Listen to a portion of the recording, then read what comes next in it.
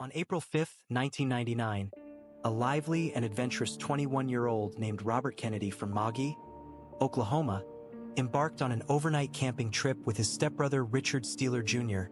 and their friend Ben Keegley from Tulsa. Their destination was the enigmatic limestone enclave of Hermit Cave, a remote site nestled along the eastern shore of Fort Gibson Lake in eastern Oklahoma. Under a vast, starry Oklahoma sky, the trio arrived, with the tranquil beauty of the night setting the perfect stage for their adventure. They set up camp and lit a roaring campfire, its flames casting flickering shadows on the surrounding rocks. The night was filled with lively conversations, recounting tales and legends rich with the history and folklore of the region. Hermit Cave, in particular, captivated their imaginations. Though well known among locals, its labyrinthine passages remained largely uncharted, adding to its mystique. Robert, having visited the cave before, was familiar with its main passage, often deemed mundane by many explorers. However, his curiosity was sparked by whispers of hidden side passages, said to reveal stunning gypsum formations and other natural wonders.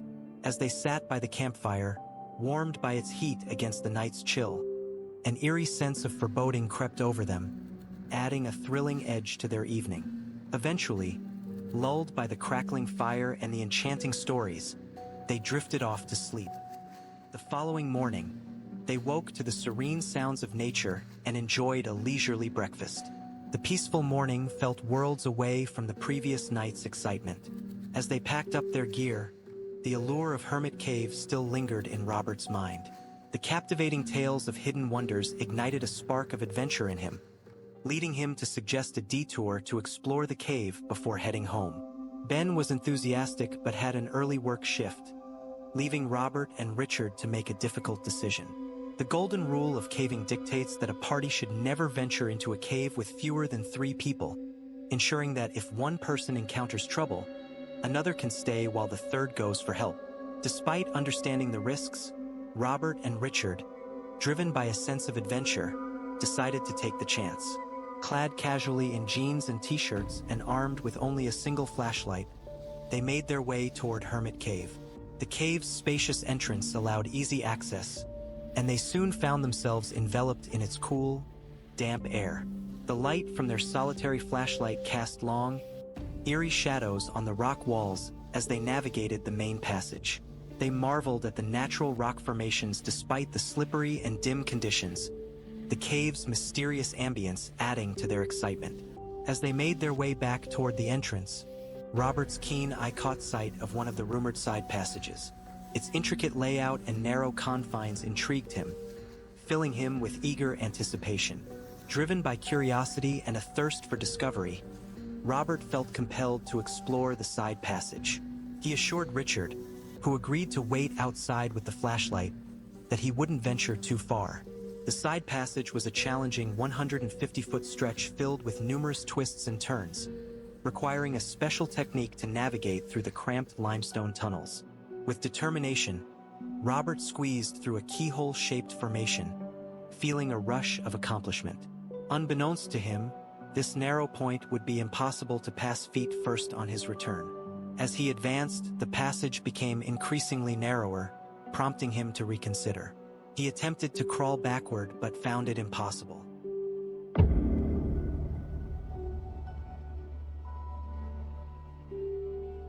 Hoping to find an opening to turn around, he encountered an hourglass-shaped passage with a 30 degrees downward angle. Exhausted and running out of options, Robert squeezed into the opening, exhaling to pass through. He soon found himself hopelessly stuck, his torso wedged tightly between the rock walls, one arm pinned beneath him, the other pushed back by a rock outcropping. Despite his desperate efforts, gravity worked against him, and his struggles only worsened his predicament. Panicking, he called out for Richard's help. The exact time it took for Richard to enter the cave is unclear, but eventually he ventured in, guided by the faint light from the entrance. Hearing Richard's voice gave Robert hope. However, Richard quickly realized he couldn't assist without proper light and told Robert he needed to get help. After what felt like an eternity, a team of 10 rescuers arrived, pooling their expertise to devise a rescue plan. The 150-foot distance between Robert and the main passage posed a significant challenge, allowing only one rescuer to reach him at a time. Breathing difficulties due to the cave's conditions prompted the use of a ventilation system to circulate warmed air. Realizing drilling a shaft was not feasible, they used manual tools to widen the keyhole compression. Despite their efforts, time was running out, and the line between life and death grew increasingly thin. Exhausted but undeterred, the rescuers rotated shifts to conserve energy. Hours ticked by, and one rescuer noticed Robert's condition deteriorating, signs of potential suffocation becoming evident. After widening the keyhole crevice, a rescuer reached Robert's feet. Although Kennedy was unresponsive, a faint pulse in his legs provided hope. However, pulling him out by his feet proved futile due to the lack of leverage. The team decided to dig around Robert's body, painstakingly widening the hourglass compression. The tightness around his torso prevented them from even passing water, making the situation increasingly dire. After a grueling 5-hour operation, Robert was finally freed and brought back to the cave entrance. Paramedics were ready to assess his vital signs and transport him to the hospital, but it was too late. No signs of life were found. A combination of suffocation from chest compression and low oxygen levels led to his rapid loss of consciousness and eventual death. Robert's first and final cave exploration turned into a tragic struggle for survival, a stark reminder of the hidden dangers within uncharted territories. This tragic event etched itself into local history, underscoring the importance of adhering to safety guidelines and respecting the unpredictable nature of cave exploration.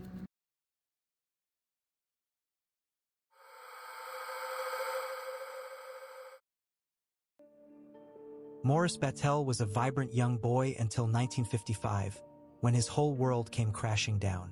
His parents' divorce left him and his brother Donald to navigate a turbulent childhood filled with uncertainty and instability. Without a solid parental figure, they were shuffled from one foster home to another, facing the harsh realities of a fragmented family life.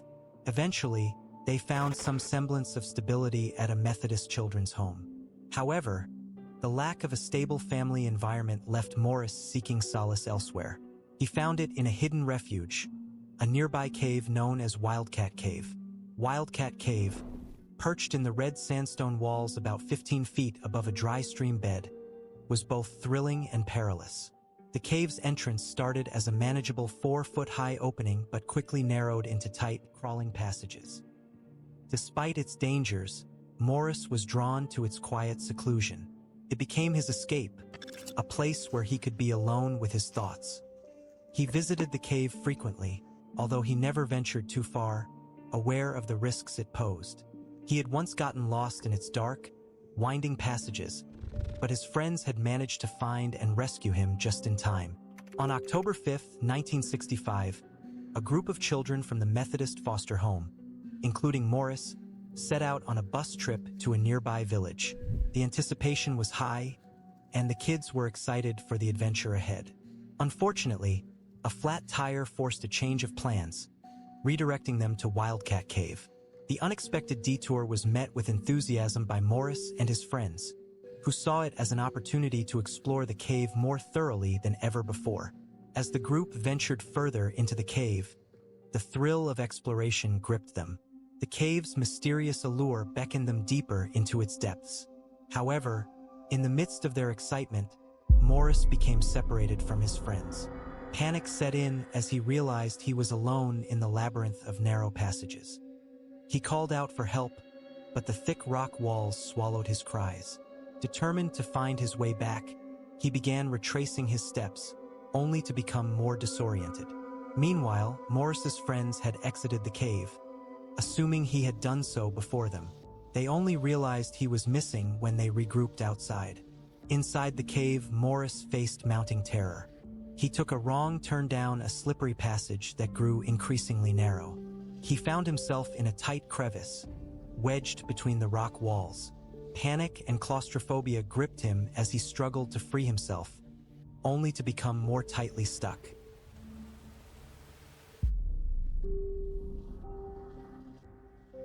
Hours passed before Morris's absence was noticed by the teachers and his friends. William Powell, one of the teachers, led a rescue effort into the cave. Smaller in stature, Powell managed to reach Morris and attempted to calm him. Morris could barely speak, his face pressed against the cold rock. Using a belt, Powell tried to pull Morris free, but the belt snapped, worsening the situation as Morris's face collided painfully with the rock. Realizing the severity of the situation, Powell called for professional rescuers. Fire Chief Paul Codera and his team arrived quickly, but their initial attempts to use hooks to free Morris proved futile. The narrow, twisting passages of the cave presented significant challenges, and drilling through the rock risked causing a cave-in. As the night wore on, hopes of a quick rescue dimmed. News of Morris's plight spread quickly, capturing national attention. Volunteers and professionals alike flocked to the scene, offering their help. Among them was Evelyn Pinky Petit, a small but determined nurse who managed to wriggle close enough to comfort Morris, although she couldn't reach him. Experienced caver Terry Brown devised a pulley system to try to extract Morris, but it only moved him a few inches at a time. The situation grew more dire as hours turned into a full day. Morris had been trapped for over 24 hours without food or water. His strength was waning, and rescuers feared he would lose consciousness, which would make it nearly impossible to save him. Desperate for a solution, they sought out anyone small and brave enough to reach Morris and assist in the rescue. Enter Michael Urey, an Eagle Scout of similar build to Morris, who volunteered to crawl into the cave. With a new plan in place, Michael was to loop ropes around Morris and apply a glycerin solution to make him slippery. Michael navigated the tight passages and managed to reach Morris, tying ropes around his ankles and legs. With coordinated efforts from above and below, they began the painstaking process of pulling Morris free. Despite several slips and setbacks, their determination paid off. After a grueling and tense effort, Morris finally broke free from the crevice. Cheers erupted from the gathered crowd as he was carefully wrapped in a blanket and carried out of the cave, more than 24 hours after he had first become trapped.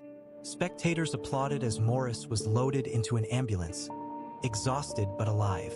Morris was treated for exhaustion, cuts, bruises, and a significant bruise on his cheek.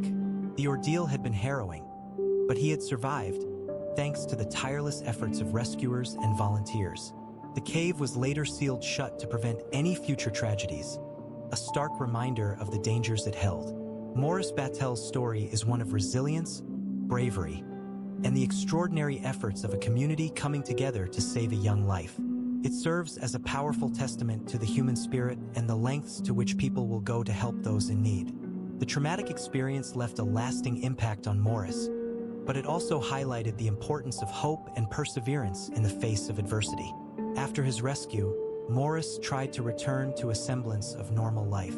The physical and emotional scars took time to heal, but the support of his brother, friends, and the community helped him recover. He found solace in sharing his story, using his experience to inspire others facing their own challenges. His story became a symbol of hope, demonstrating that even in the darkest times, there is always a chance for rescue and redemption.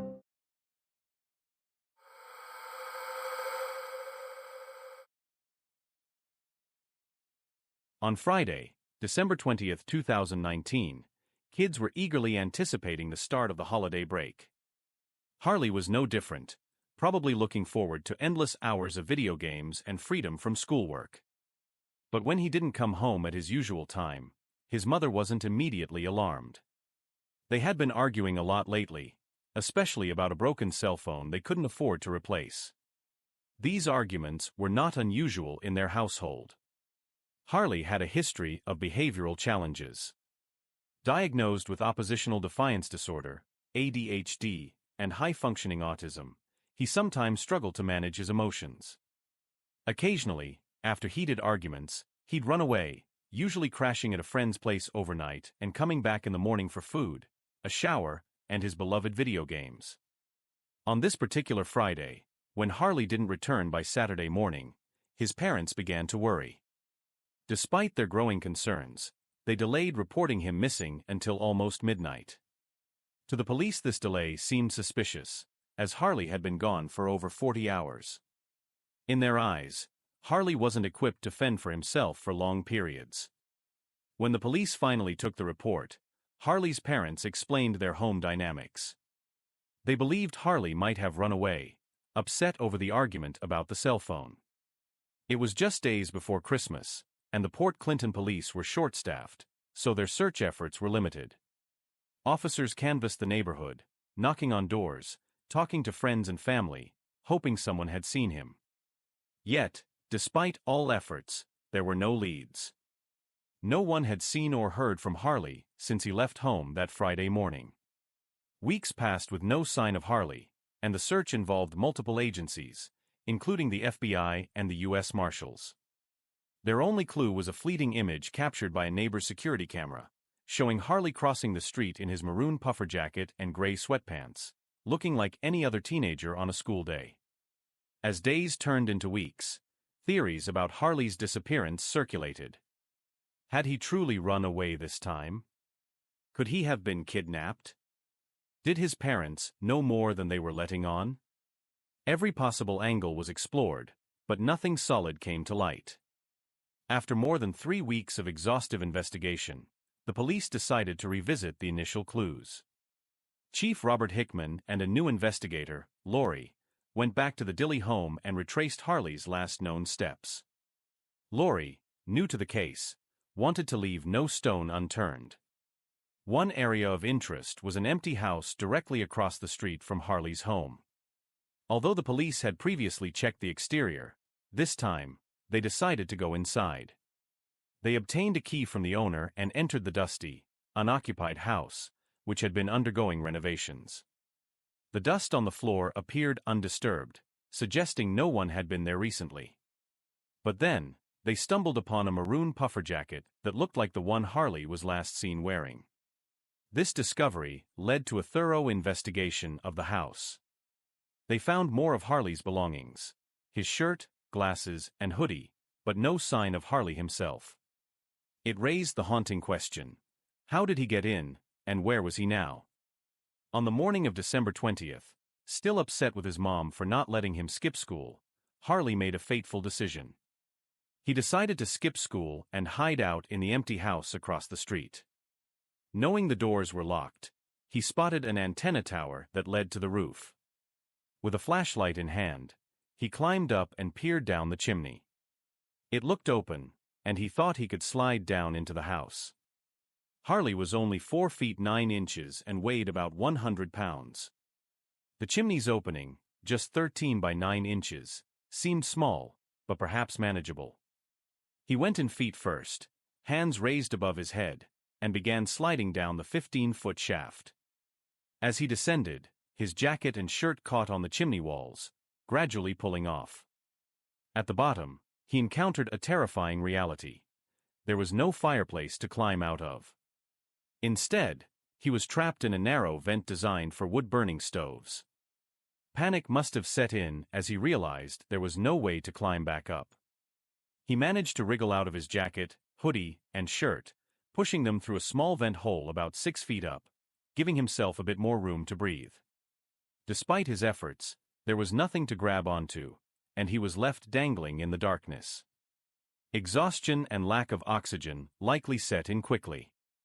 The chimney walls were smooth, leaving him with no leverage to pull himself up. In this confined space, he struggled to expand his chest and breathe. For 23 agonizing days, Harley remained trapped, while his family and community held on to hope that he would be found safe. Sadly, by the time he was discovered, it was too late to determine exactly when he had passed away, though it was believed he died shortly after becoming trapped. The entire community was devastated, struggling to cope with the loss of such a young life. When investigators searched the house thoroughly, they found his clothes, flashlight, and glasses near the bottom of the chimney. As one investigator reached into the vent hole, he made a heart-wrenching discovery. Harley was there, lifeless, trapped in the wall. His official cause of death was compressive asphyxiation. He couldn't expand his chest to breathe. Harley's tragic miscalculation cost him his life, leaving his family and the Port Clinton community in shock and mourning. This tragic accident serves as a somber reminder of how one impulsive decision can have irreversible consequences. Harley was just a young boy, caught in a situation far beyond his control. His story is a painful lesson in the fragility of life, highlighting the importance of communication and understanding within families. As his community grieved, they came together, offering support to one another, forever changed by the loss of Harley Dilley.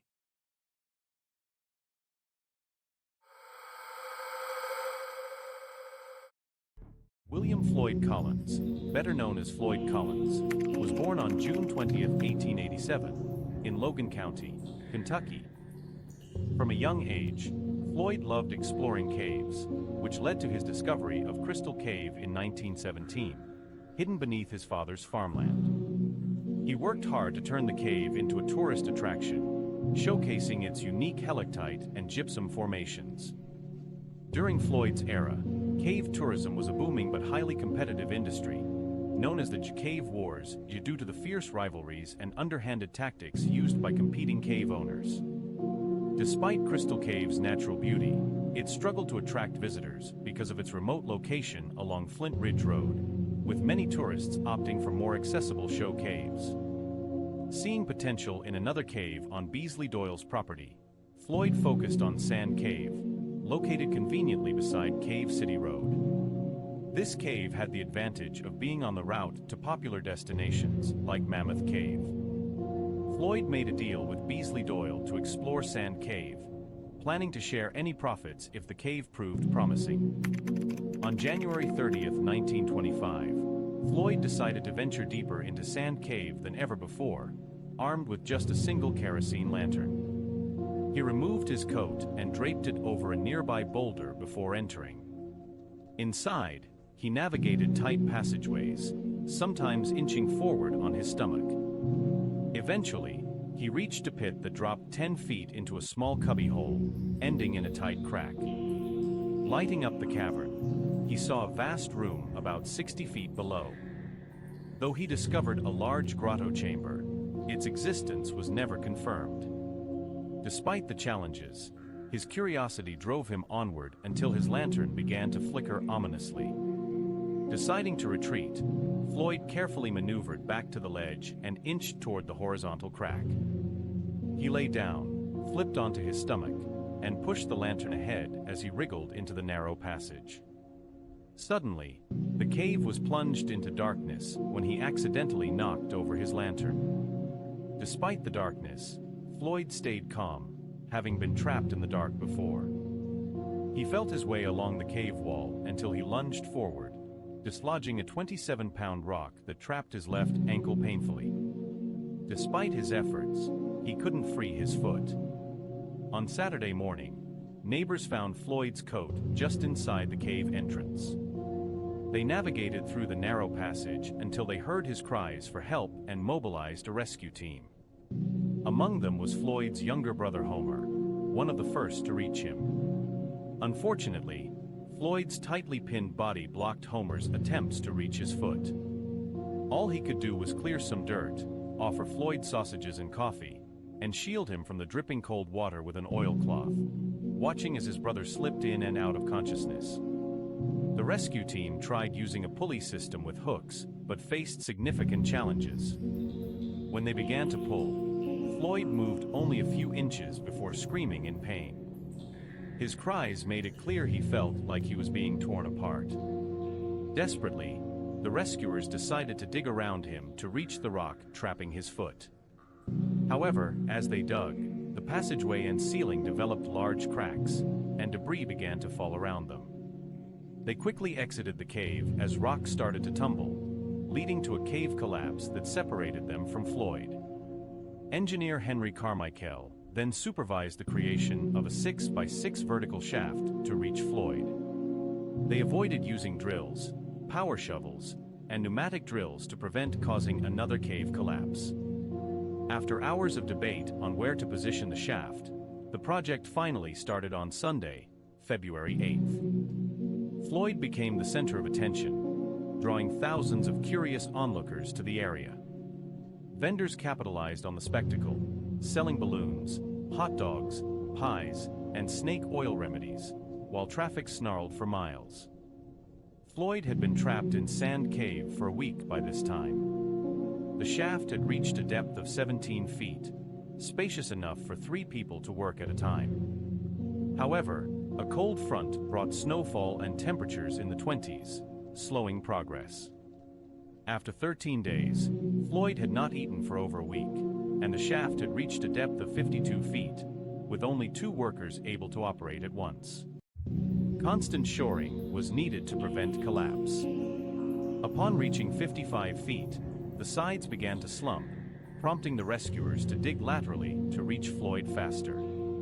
A radio amplifier connected to the wire supplying Collins's light bulb detected vibrations whenever Floyd moved, providing hope he was still alive. Persistent rain and fog shrouded the area as an estimated 5,000 people flocked to witness the rescue efforts. Reporters from far and wide covered the story, including William Burke Miller, who made daring trips into the cave to interview Floyd, later earning a Pulitzer Prize. On the 18th day of his entrapment, at 1:30 p.m., a breakthrough was made into the cave passage.